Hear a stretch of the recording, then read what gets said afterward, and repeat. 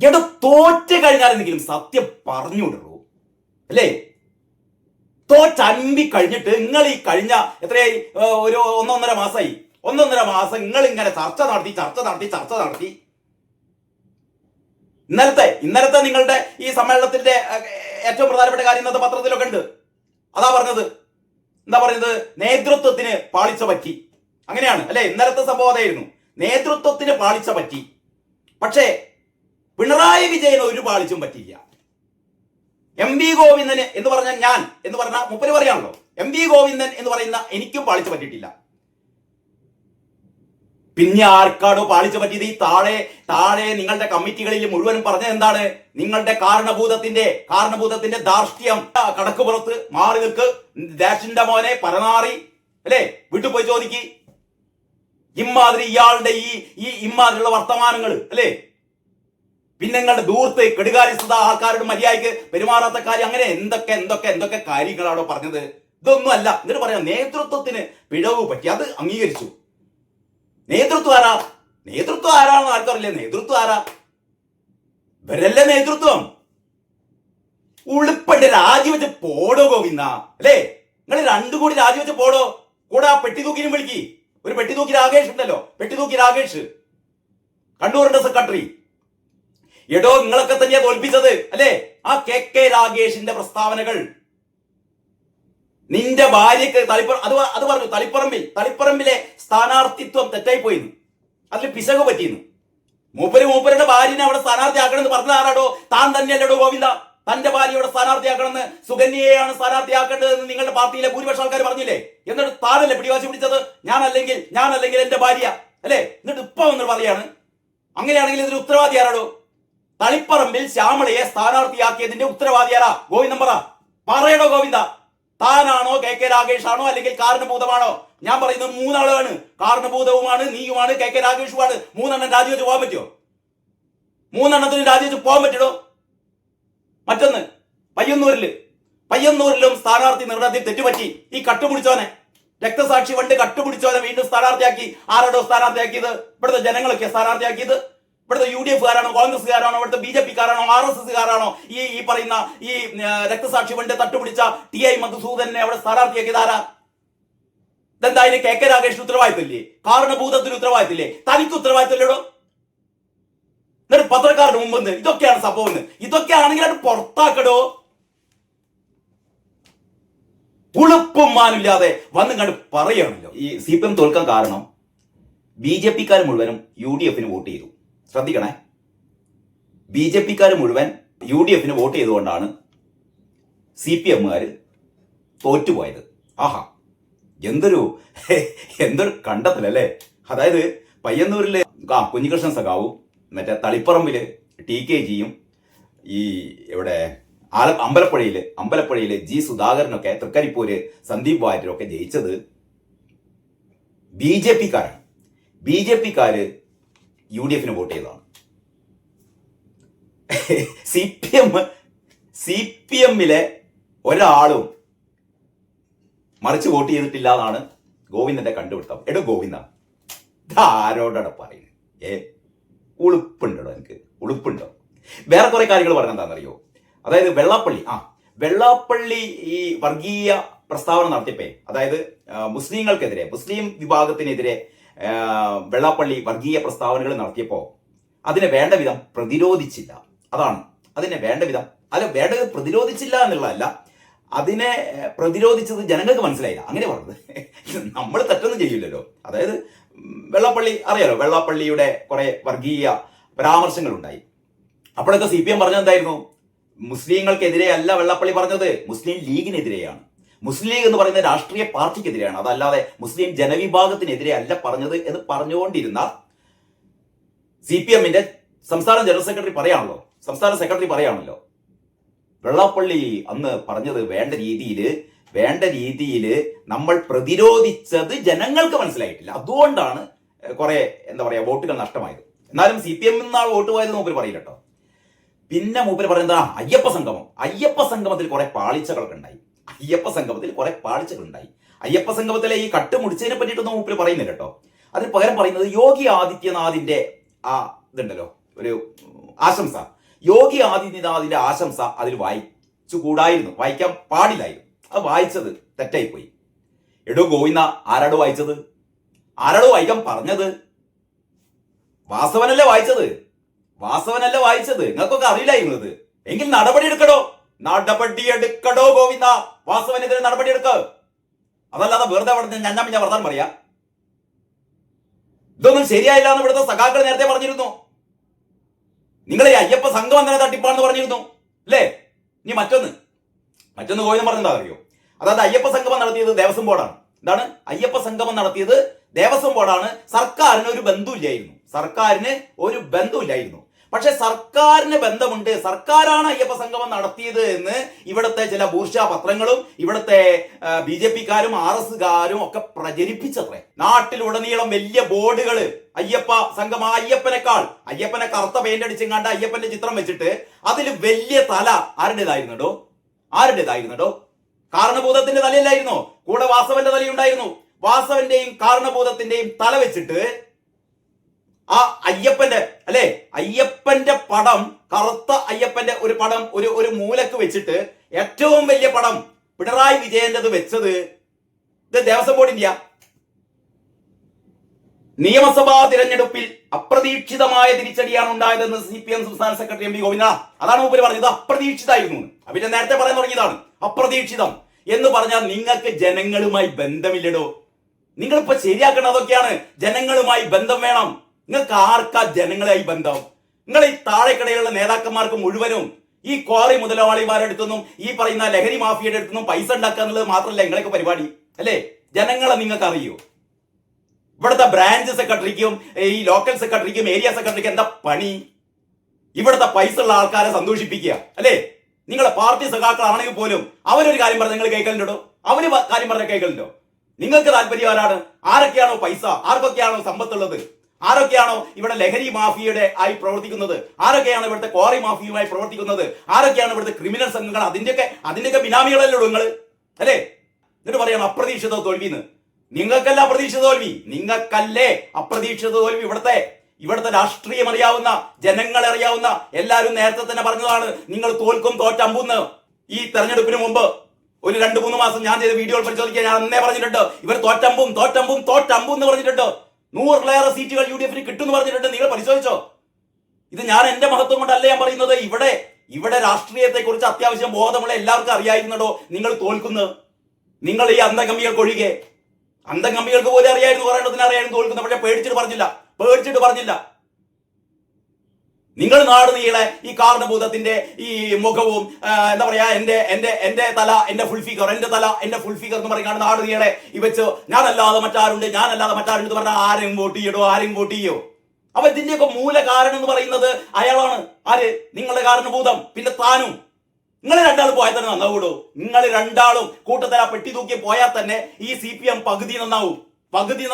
ബാക്കി ഇവിടുത്തെ ജനങ്ങൾ നന്നാക്കിക്കോളും അല്ലേ? നിങ്ങൾ 3 പോയാൽ തന്നെ ബാക്കിയുള്ള ആൾക്കാരെ നിലക്ക് നിർത്താൻ ഇവിടെ പാർട്ടിയിലെ ആൾക്കാർക്ക് അറിയാം.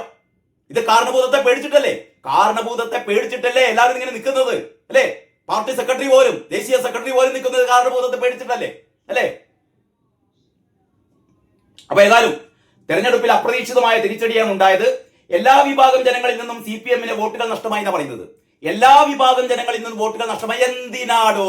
ആണ്ടുള്ള സത്യമായിട്ട് പറഞ്ഞൂടെ? വോട്ടുകൾ നഷ്ടമായത് CPM-നാണോ? നിങ്ങൾ ആ കണക്ക് പരിശോധിക്ക്. കഴിഞ്ഞ നിയമസഭാ തെരഞ്ഞെടുപ്പിൽ ആർക്കാ വോട്ട് നഷ്ടമായത്? വോട്ട് കുറഞ്ഞത് BJP-ക്ക് വോട്ട് കൂടി. കഴിഞ്ഞ നിയമസഭാ തെരഞ്ഞെടുപ്പിലേക്കാൾ വോട്ട് BJP-ക്ക് കൂടി, കോൺഗ്രസിന് കൂടി, ലീഗിന് കൂടി. കുറഞ്ഞതാർക്ക്? കുറഞ്ഞത് CPM-നാണോ? CPM-ന് വോട്ട് കുറഞ്ഞത് എല്ലാ ആൾക്കാരുടെയും വോട്ട് കുറഞ്ഞെന്നാണ് പറയാ. സത്യം പറ ഗോവിന്ദ, സത്യം പറ. നിങ്ങളുടെ കള്ളത്തരം കേട്ട് മടുത്ത്. ഉളുപ്പ് വേണടോ, ഉളുപ്പ്. ഇങ്ങനെ ഒരു പരാജയം ഇടതുമുന്നണിക്ക് കേരളത്തിൽ ഉണ്ടാകുമെന്ന് മുൻകൂട്ടി മനസ്സിലാക്കാൻ സംസ്ഥാന കമ്മിറ്റിക്ക് കഴിഞ്ഞിട്ടില്ല. പിരിച്ചുവിടറോ സംസ്ഥാന കമ്മിറ്റി. എന്തിനാ അങ്ങനെ ഒരു സംസ്ഥാന കമ്മിറ്റി? സർക്കാരിന്റെ പ്രവർത്തനങ്ങൾ ജനങ്ങൾ സ്വീകരിച്ചു. സർക്കാരിന്റെ പ്രവർത്തനങ്ങൾ ജനങ്ങൾ സ്വീകരിച്ചു. എന്നാൽ നിർമ്മാണ മേഖലയുൾപ്പെടെ പരമ്പരാഗത മേഖലയിൽ ജനങ്ങളുടെ പ്രശ്നങ്ങൾ ആകെ പരിഹരിക്കാനായില്ല. എന്ന് പറഞ്ഞ് നിങ്ങൾ ഒരു പ്രശ്നം പരിഹരിച്ചില്ലടോ. ആശാ വർക്കർമാർ 285 ദിവസം വെയിലും മഴയും ഏറ്റ സെക്രട്ടേറിയറ്റ് പടിക്കൽ സമരം ചെയ്തപ്പോ ഒരു 100 റുപ്യ കൂട്ടിക്കൊടുക്കാൻ പറ്റിയിടും നിങ്ങൾക്ക് അല്ലേ? എന്തിനേറെ പറയുന്നു? ആ ഒറ്റ കാര്യം നോക്കിയാ പോരെ. ആശാ വർക്കർമാർക്ക് ഒരു 100 റുപ്യ അല്ലേ?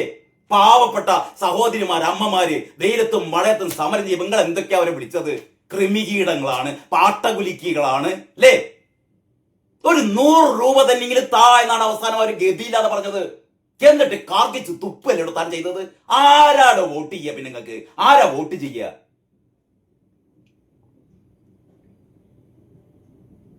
മുപ്പത് മണ്ഡലങ്ങളിൽ BJP വോട്ടുകൾ UDFന് നൽകുകയും ചില മണ്ഡലങ്ങളിൽ അവർ BJPക്ക് വോട്ട് ചെയ്യുന്ന രീതിയും ഉണ്ടായിരുന്നു. 30 മണ്ഡലങ്ങളിൽ BJP മറ്റേ പെട്ടി തൂക്കി പറഞ്ഞെന്താണെന്നറിയോ? എന്താ പറയാ, ആ പള്ളിയിൽ ആഹ്വാനം ചെയ്തിട്ട് ഈ തീവ്ര ഇസ്ലാമിസ്റ്റുകളാണ്, അല്ലെങ്കിൽ ഇസ്ലാമിസ്റ്റുകൾ, അല്ലെങ്കിൽ ഇസ്ലാം മതവിഭാഗമാണ്, ന്യൂനപക്ഷ മതവിഭാഗമാണ് ഈ പറയുന്ന കുഞ്ഞികൃഷ്ണനെയും ഈ TKGയെയും ഒക്കെ ജയിപ്പിച്ചത് നാം മുപ്പര് പറയുന്നത്. ആരുടെ? ഈ പെട്ടി തൂക്കിന്റെ കണ്ടുകൊടുത്താണ് അല്ലേ? ഈ ബഹുജനം, ഈ പൊതുജനമല്ല ബഹുജനം എന്ന് പറഞ്ഞ, ഞാൻ കൂടുതൽ പറയുന്നില്ല അവരെ പറ്റിയിട്ട്. ഒരു വകക്ക് കൊള്ളാത്തവനാണെന്ന് അല്ലേ? അങ്ങനെയാണ് പാണ്ഡ്യാല ഷാജി പറഞ്ഞത്. ഒരു വകക്ക് കൊള്ളാത്തവനാണ്. ഇവനൊക്കെ പിടിച്ചിങ്ങാണ്ട് കണ്ണൂർ എന്ന് പറഞ്ഞ പാർട്ടിയുടെ അല്ലേ, CPM-ന്റെ കോട്ടയായ ഈ കണ്ണൂരില് പാർട്ടിയുടെ ജില്ലാ സെക്രട്ടറി ആരാണെന്ന് ചോദിച്ചാൽ ഇമ്മാതിരി ഈ പോങ്ങനെയാണോ നമ്മൾ ചൂണ്ടിക്കാട്ടേണ്ടത്? മനുഷ്യത്തുണ്ടോ ഇവന്? ഒരു പത്രക്കാർക്ക് സംസാരിക്കാൻ അറിയൂ? ഇവനൊക്കെ പിണറായിക്ക് പഠിക്കുകയാണ്. പിണറായിയുടെ ആ ശരീരഭാഷയും പിണറായിയുടെ ധാർഷ്ട്യവും അതായത് എല്ലു ആയിന്നാണ് ഇവന്റെ വിചാരം. പിടിച്ചു പുറത്താക്കണം. പിന്നെ പറയുന്നു അയ്യപ്പ സംഗമം സംഘടിപ്പിച്ചത് ദേവസ്വം ബോർഡാണ്, സർക്കാരാണ് അത് സംഘടിപ്പിച്ചത് എന്ന വലതുപക്ഷ പ്രചാരണം ജനങ്ങളിൽ ആശയക്കുഴപ്പമുണ്ടാക്കി. ഇവരുടെ തകരാറാണെന്ന് പറയുന്നില്ല, അത് വലതുപക്ഷ പ്രചാരണമാണത്രേ. വലതുപക്ഷ പ്രചാരണം എന്തെങ്കിലും ആവട്ടെ. പിന്നെ രാജ്യത്തെ മതനിരപേക്ഷതയെ തകർക്കുന്ന RSS ഇതിനെ എതിർക്കുന്ന സമീപനമാണ് സ്വീകരിച്ചത്. അവിടെ RSSനെ കുത്തുകയാണ്. നല്ല കാര്യമുണ്ടോ? രാജ്യം ഭരിക്കുന്ന പാർട്ടിയാണ്, നിങ്ങൾക്ക് കൂട്ടിയാ കൂടൂലത്. അതവിടെ വെച്ചേക്കിട്ടോ. ഇനി ശബരിമല സ്വർണ്ണക്കൊള്ളക്കേസിൽ കുറ്റാരോപിതനായ പത്മകുമാറിനെ പാർട്ടിയുടെ എല്ലാ പ്രവർത്തനങ്ങളിൽ നിന്നും മാറ്റി നിർത്തിയിരുന്നു. എപ്പോഴാടോ ഗോവിന്ദ പത്മകുമാറിനെ മാറ്റി നിർത്തിയത്? ഒരു ഗതിയുമില്ലാതെ ഏറ്റവും അവസാനം ഇയാളൊന്ന് സസ്പെൻഡ് ചെയ്യാൻ, ഇയാളെ പുറത്താക്കാനോ സസ്പെൻഡ് ചെയ്യാനോ പോലും പറ്റാതിരുന്നവര് അവസാനം ഇയാളോട് പറഞ്ഞു നിങ്ങൾ പാർട്ടി പരിപാടിയിൽ പങ്കെടുക്കരുത് എന്ന് രഹസ്യമായി പറഞ്ഞു അല്ലേ? അതിനപ്പുറമൊന്നും സംഭവിച്ചിട്ടില്ലല്ലോ, അതിന് അങ്ങേപ്പുറമൊന്നും സംഭവിച്ചിട്ടില്ലല്ലോ അല്ലേ? നിങ്ങൾ ആർക്കൊക്കെ എതിരെ നടപടി എടുത്തോളൂ? G. സുധാകരനെതിരെ നടപടി എടുത്ത ആൾക്കാരല്ലേ നിങ്ങൾ അല്ലേ? BS-നെതിരെ നടപടി എടുത്ത ആൾക്കാരല്ലേ നിങ്ങൾ? പത്മകുമാർ നിങ്ങൾക്ക് പേടിയായിരുന്നു അല്ലേ? ആ പത്മകുമാറിനെതിരെ ആ നടപടി എടുത്തിരുന്നെങ്കിൽ ഇത്ര നാണക്കേട് ഉണ്ടാകുമായിരുന്നു അപ്പം ഗോവിന്ദ. എന്നിട്ട് എല്ലാ പ്രവർത്തനങ്ങളിൽ നിന്നും മാറ്റി നിർത്തിയിരുന്നത് എപ്പോഴാണ് മാറ്റി നിർത്തിയത്? ഇതൊക്കെ ഇവിടുത്തെ ജനങ്ങൾക്ക് അറിയടോ. നിങ്ങൾ പത്മകുമാറിനെ എപ്പോഴാണ് മാറ്റി നിർത്തിയത്? ഏറ്റവും അവസാന ഘട്ടത്തിലാണ് അയാളെ പൊതു പരിപാടികളിൽ നിന്ന് മാറ്റി നിർത്തി. അതല്ലാതെ ഒരു നടപടിയും അയാൾക്കെതിരെ എടുത്തില്ലടോ. എടുക്കാൻ നിങ്ങൾ വിറയ്ക്കായിരുന്നു. കാരണം പത്മകുമാറിന് പല രഹസ്യങ്ങളും അറിയായിരുന്നു. അതുകൊണ്ട് നിങ്ങൾ പത്മകുമാറിനെ പേടിച്ചു അല്ലേ? മറ്റൊന്ന്, UDF സർക്കാർ അധികാരത്തിലെത്തിയിട്ട് വിലയിരുത്താനായിട്ടില്ലടോ. കഴിഞ്ഞ 18-ാം തീയതി അധികാരമേറ്റത് 3 ആഴ്ച ആയിട്ടുള്ളൂ. വിലയിരുത്താനായിട്ടില്ല. എന്നിട്ട് മൂപ്പര് പറയാണല്ലോ ചെയ്യുന്നതെല്ലാം വാഗ്ദാന ലംഘനവും. അതായത് UDF സർക്കാർ ചെയ്യുന്നതെല്ലാം വാഗ്ദാന ലംഘനം. ആശാവർക്കർമാർക്ക് 3000 രൂപ കൂട്ടിക്കൊടുത്തു. ഇയാളെന്താ പറയുന്നത്? അപ്പൊ പിന്നെ പറയണത് വാഗ്ദാന ലംഘനം, അങ്ങനെ ചെയ്യാൻ പാടില്ലായിരുന്നു, ഞങ്ങൾ ചെയ്തിട്ടില്ലല്ലോ. പിന്നെ നിങ്ങൾ എന്തിനാ ഈ ആശാവർക്കർമാർക്ക് പൈസ കൂട്ടിക്കൊടുത്തത്? എന്തിനാ കൂട്ടിക്കൊടുത്തതെന്ന് ചോദിക്കാണ് ഈ പോങ്ങൻ. നിങ്ങൾ എന്തിനാണ് ഈ കാഫിർ സ്ക്രീൻഷോട്ടിൽ വീണ്ടും ഒരു അന്വേഷണം വെച്ചത്? ഞങ്ങൾ റിബേഷ് രാമകൃഷ്ണനിൽ അവസാനിപ്പിച്ചല്ലേ? നിങ്ങൾ പിന്നെയും അന്വേഷണം നടത്തിയിട്ട് അത് അവസാനം മറ്റേ വേറെ വടകര ബ്ലോക്ക് കമ്മിറ്റി എന്താ പറയാ ജിതിൻ ദാമോദർ എന്ന് പറഞ്ഞ അയാൾക്കെതിരെ കൂടി നിങ്ങൾ അന്വേഷണം വന്നില്ലേ? നിങ്ങൾ എന്തിനാണ് ഈ മറ്റേ രക്ഷാപ്രവർത്തനം പിന്നെ എന്തിനാണ് നിങ്ങൾ അന്വേഷിക്കാൻ പോയത്? എന്തിനാ രക്ഷാപ്രവർത്തനം അന്വേഷിക്കാൻ പോയി? ഞങ്ങൾ ചെയ്ത തോന്നിയാസൊക്കെ അങ്ങനെ ചെയ്താൽ പോരേന്നാണ് ഇയാൾ പറയുന്നത്. ഇയാൾക്ക് ഇപ്പോഴും വെളിവ് വന്നില്ലട്ടോ. ഇമ്മാതിരി സെക്രട്ടറി ഉണ്ടാവുക. വെറുതെ തോറ്റ് പോയില്ലെങ്കിലല്ലോ അത്ഭുതമുള്ളൂ. അതായത് UDF സർക്കാർ ചെയ്യുന്ന ഈ 3 ആഴ്ച VD സതീശൻ സർക്കാർ ചെയ്തത് മുഴുവനും ജനവിരുദ്ധ പ്രവർത്തനമാണെന്ന് അവർ പറയുന്നത്. പിന്നെ ഇവരെന്താ ചെയ്യേണ്ടത്? എങ്ങനെ CPM-ന് ഫലപ്രദമായി മുന്നോട്ട് പോകാം എന്നുള്ള കൃത്യമായ പരിപാടിയാണ് ഓഗസ്റ്റ് മാസത്തോടെ നടത്താം. ഇനിയിപ്പോ ഓഗസ്റ്റ് മാസത്തിൽ ഇവരൊരു വലിയ ഒരു സമ്മേളനം കൂട്ടുന്നുണ്ട് അത്രേ. അതായത് ഈ സംസ്ഥാന സമിതിയൊക്കെ ഒന്ന് പുനഃസംഘടിപ്പിക്കാനൊക്കെ പോവുകയാണ്. ഇപ്പൊ ഓഗസ്റ്റില് ജൂലൈ ഓഗസ്റ്റ് അല്ലേ, ഏപ്രിൽ കഴിഞ്ഞിട്ട് April May June July August 5 മാസം ആകുമ്പോഴത്തേക്ക് അതായത് തെരഞ്ഞെടുപ്പിന് മുമ്പ് തന്നെ നിങ്ങൾ തോൽക്കാൻ പോവുകയാണെന്നും തോൽക്കാനുള്ള കാരണം ഇതാണെന്നും ഇവിടുത്തെ ജനങ്ങൾക്കൊക്കെ അറിയായിരുന്നു. അവസാനം തെരഞ്ഞെടുപ്പ് കഴിഞ്ഞ് തോറ്റപ്പം ഇവിടുത്തെ ജനങ്ങൾക്കൊക്കെ മനസ്സിലായി എന്തൊക്കെ കാര്യം. നിങ്ങൾക്ക് ഈ 5 മാസമായിട്ടും 5 മാസം കഴിയണം നിങ്ങൾക്ക് ഇനിയിപ്പോ ഒരു ആലോചന നടത്താൻ. എന്താണ് യഥാർത്ഥ കാരണം? ഇപ്പോഴും യഥാർത്ഥ കാരണം കണ്ടെത്തിയില്ല കേട്ടോ. ഇപ്പോഴും യഥാർത്ഥ കാരണം കണ്ടെത്തിയിട്ടില്ല. ഇത് ആകെ ജനങ്ങളുടെ ആകെ അഭിപ്രായം തേടാൻ സംസ്ഥാന സമിതി തീരുമാനിച്ചിട്ടുണ്ട് കേട്ടോ. എല്ലാവർക്കും അഭിപ്രായം പറയാം. വാട്സാപ്പ് നമ്പർ വഴിയും മെയിൽ വഴിയും എല്ലാം എല്ലാവർക്കും ഈ കാലഘട്ടത്തെ അഭിമുഖീകരിക്കുന്ന വെല്ലുവിളികളെ എങ്ങനെ നേരിടാം എന്നത് സംബന്ധിച്ച് അഭിപ്രായം അറിയിക്കാമെന്നും ഗോവിന്ദൻ പറഞ്ഞു. ഏതായാലും ഈ വാട്സപ്പ് വഴി അറിയിക്കുമ്പോൾ അവസാനം ഒരു MP ഉണ്ടാവും. പ്രത്യേകം നോട്ട് ചെയ്യണം. Note the point. എന്താണെന്നറിയോ? ഗോവിന്ദനെതിരെ ആരോപണം ഉന്നയിക്കരുത്, കാരണഭൂതത്തിനെതിരെ ആരോപണം ഉന്നയിക്കരുത്, പെട്ടിതൂക്കി മറ്റേ രാകേഷിനെതിരെ ആരോപണം ഉന്നയിക്കരുത്, അമ്മാതിരിയുള്ള അലമ്പ് നേതാക്കന്മാർക്കെതിരെ ഒന്നും ആരോപണം ഉന്നയിക്കരുത്. ആരോപണം നിങ്ങൾക്ക് ആർക്കെതിരെ മാത്രം ഉന്നയിക്കാം?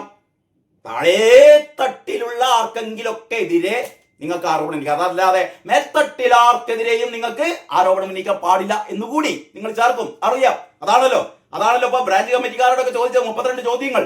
ആ 32 ചോദ്യങ്ങളിൽ ഒരു ചോദ്യം പോലും ഇല്ല കാരണഭൂതത്തിനെതിരെ, നിനക്കെതിരെ അല്ലേ?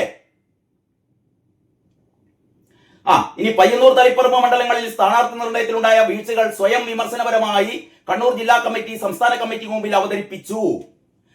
വെള്ളാപ്പള്ളി നടേശൻ നടത്തിയിട്ടുള്ള മുസ്ലിം വിരുദ്ധ പ്രസ്താവനകൾ പാർട്ടി തള്ളിക്കളഞ്ഞതാണ്.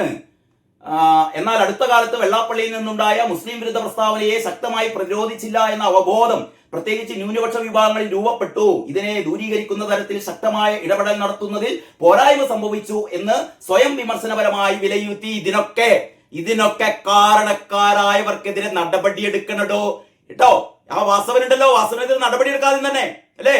നിങ്ങളെ ഈ തോൽവിക്ക് പ്രധാനപ്പെട്ട ഒരു കാരണം അയാളാ പറഞ്ഞത് പിണറായി ചവിട്ടുന്ന മണ്ണൊക്കെ സ്വർണ്ണത്തരിയായി മാറുന്നു, പൂജിക്കേണ്ട മണ്ണാണ് എന്ന് പറഞ്ഞ ആളാണ് അയാള് അല്ലേ? സ്വത്വ രാഷ്ട്രീയ ചിന്തകൾ മുന്നോട്ട് വയ്ക്കുന്നത് CPIM-നെയും ഇടതുപക്ഷത്തെയും ദുർബലപ്പെടുത്താൻ. അത് കഴിഞ്ഞിട്ട് ഇയാളെ സൈദ്ധാന്തിക വശങ്ങളാണ്. അത് നമ്മൾക്ക് ഏതായാലും നോക്കണ്ട. കാരണം നമുക്ക് ഇയാൾ പറയുന്നൊന്നും നമുക്ക് മനസ്സിലാവില്ല. ഇയാളുടെ സൈദ്ധാന്തിക വശമാണ്. അത് പോട്ടെ. അതൊക്കെ കഴിഞ്ഞിട്ട് മതത്തെ ഉപയോഗിച്ച് വർഗീയ ചേരിതിരിവ് സൃഷ്ടിക്കുകയായിരുന്നു മുസ്ലിം ലീഗ്. മതത്തെ ഉപയോഗിച്ച് വർഗീയ ചേരിതിരിവ് സൃഷ്ടിച്ചത് ആരാണ് ഗോവിന്ദ? കാഫിർ സ്ക്രീൻഷോട്ടിന്റെ അന്വേഷണം ഇങ്ങനെ പുരോഗമിക്കുകയാണ്. പിന്നിൽ ഗൂഢാലോചന നടത്തിയത് എടോ ഗോവിന്ദ താനും ആ പറഞ്ഞ ടീച്ചറമ്മയൊക്കെ ആണെന്ന് മനസ്സിലായാലുണ്ടല്ലോ ഇവിടുത്തെ ജനങ്ങളെ കേറി നിരങ്ങും കേട്ടോ. റിവേഴ്സ് രാമകൃഷ്ണൻ കഴിഞ്ഞിട്ട് മുന്നോട്ട് പോവുകയാണ് അന്വേഷണം.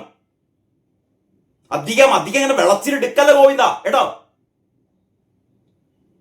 എന്നിട്ട് മതത്തെ ഉപയോഗിച്ച് വർഗീയ ചേരിവ് നടത്തുന്നത് നിങ്ങളാണ്. അതല്ലാതെ വേറെ ആരുമല്ല. നിങ്ങളാണ് മതത്തെ ഉപയോഗിച്ച് ഇവിടെ വർഗീയ ചേരിതിരിവ് നടത്തുന്നത് അല്ലേ?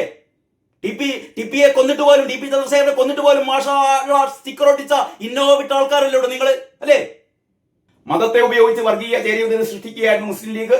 അപകടകരവും ദൂരവ്യാപക ഫലമുണ്ടാക്കുന്നതുമായ നിലപാടായിരുന്നു ഇത്. ഇതിന്റെ ഗുണഭോക്താവ് എന്ന നിലയിൽ കോൺഗ്രസും പിന്തുണ നൽകിയെന്നും എന്ന് പറഞ്ഞാൽ മുസ്ലിം ലീഗിനെ കോൺഗ്രസ് നിങ്ങൾ എന്തിനാണോ ഈ ലീഗിന്റെ കാര്യം കോൺഗ്രസിന്റെ കാര്യം ഒക്കെ നോക്കുന്നത്? നിങ്ങൾക്ക് ആദ്യം നിങ്ങളെ കാര്യം നോക്കണോ. നിങ്ങളെ കാര്യം നന്നാവാൻ വേണ്ടി നോക്ക്. ആരോടാ പറയുന്നത്? പറയുന്നത് നമ്മൾ നാളും കേട്ടോ. അതുകൊണ്ട് നിർത്തി ഗോവിന്ദ നിർത്തി. നിങ്ങൾ നന്നാവില്ലടോ, നിങ്ങൾ നന്നാവില്ല. അത് മനസ്സിലായി. ഇനിയിപ്പോ വെറുതെ ആഗസ്റ്റിൽ സമ്മേളനം വിളിക്കാനും അത് കഴിഞ്ഞിട്ട് പ്രീനം വിളിക്കാനും നിൽക്കണ്ട. കാരണം നിങ്ങൾ തീർന്നു എന്ന് പറഞ്ഞാൽ തീർന്നു, അത്രയേ ഉള്ളൂ.